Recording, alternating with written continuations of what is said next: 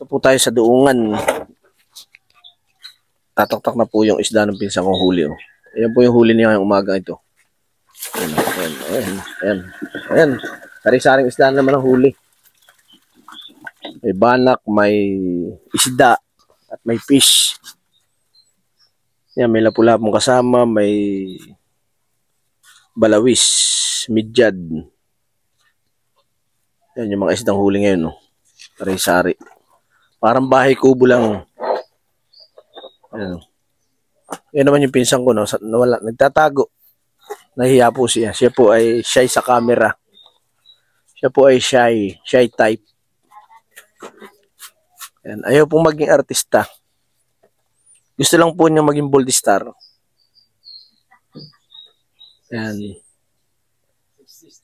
Gusto maging sexy star sa buong universe.